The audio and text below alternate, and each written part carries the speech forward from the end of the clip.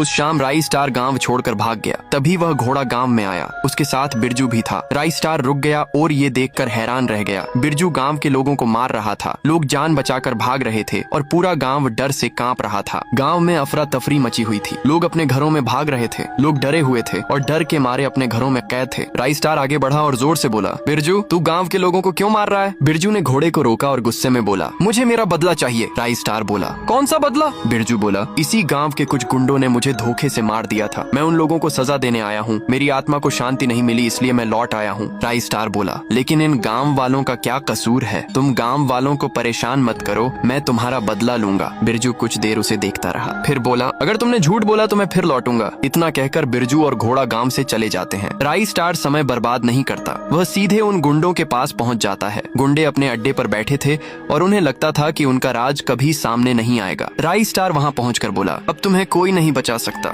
गुंडे हंसने लगे। उनका सरदार बोला, तू अकेला हमारा क्या बिगाड़ लेगा? राई स्टार बिना डरे आगे बढ़ा। राई स्टार ने एक ही बार में उस गुंडे को खत्म कर दिया जिसने बिरजू को मरवाया था। बाकी गुंडे डरकर भाग गए। राई स्टार पीछे मुड़ा तो बिरजू वहां खड़ा था। इस बार उसके चेहरे पर गुस्सा नहीं था। बिरजू बोला, तुमने मुझे मुक्ति दिलाई, मैं तुम्हें वरदान देता हूँ, मेरा घोड़ा हमेशा के लिए तुम्हारे पास रहेगा। राई स्टार शांत खड़ा रहा। बिरजू मुस्कुराया और धीरे धीरे गायब हो गया। गांव बिरजू से मुक्त हो चुका था। राई स्टार घोड़े के साथ खुश था। वह रोज घोड़े से ढाबे पर जाता था। लोग उसे देखकर खुश होते थे, लेकिन उस घोड़े की आंखों में आज भी एक अजीब चमक थी। इसलिए गांव वाले उसे साधारण घोड़ा नहीं मानते थे।